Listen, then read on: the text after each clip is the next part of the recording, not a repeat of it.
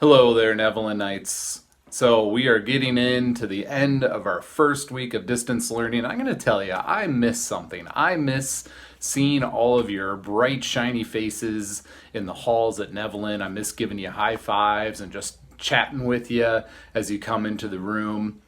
And it gave me an idea, and the idea came when I was reading a story. So let's take a little bit of time now, and I'm going to show you the story that I was reading, and then I'll talk about the idea that I had. The Letter, a Frog and Toad Story.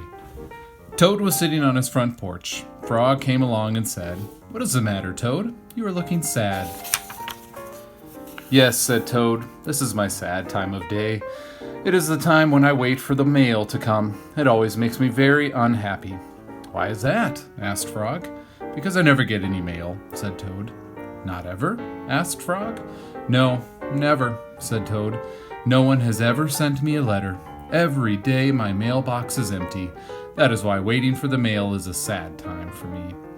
Frog and Toad sat on the porch, feeling sad together. Then Frog said, "I have to go home now, Toad. There's something I must do." Frog hurried home. He found a pencil and a piece of paper. He wrote on the paper.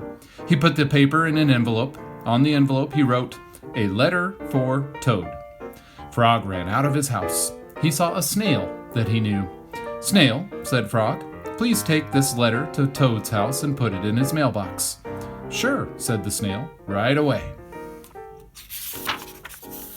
Then Frog ran back to Toad's house. Toad was in bed, taking a nap. "Toad," said Frog, "I think you should get up and wait for the mail some more."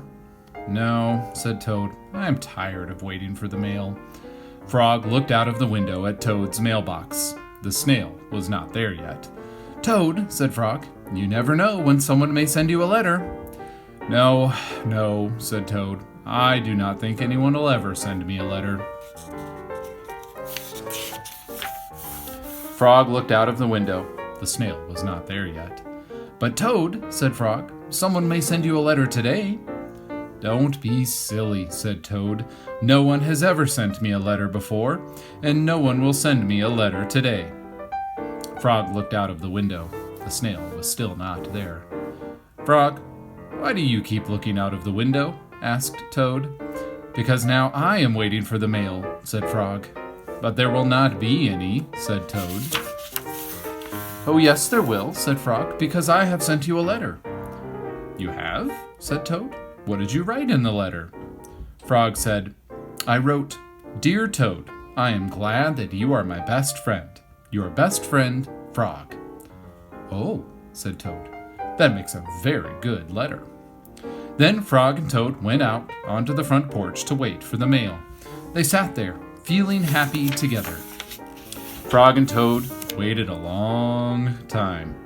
4 days later, the snail got to Toad's house and gave him the letter from Frog. Toad was very pleased to have it. Well, wasn't that a great story? I love that they waited 4 days for that letter. Here's my idea.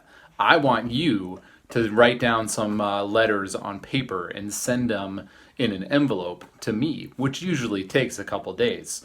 It's a lot of fun to do, and it's been a long time since I've written some letters. I would love to get some letters from you. You can put down whatever you want on there. You can just send me a note with what you've been doing. You can draw a picture, ask me a science question, whatever you want to do. Put it down on paper, put it in an envelope, get a stamp, and send it in the mail to me. I'll put my address on the end of this video so you can get in touch with me. I'm looking forward to getting some letters from you, and I will send you something back special for every letter that I get. All right, have a great day. Enjoy the rest of this first week of distance learning, Nevillanites. Stay safe, stay healthy. I'll see you soon, and I will write to you soon as well.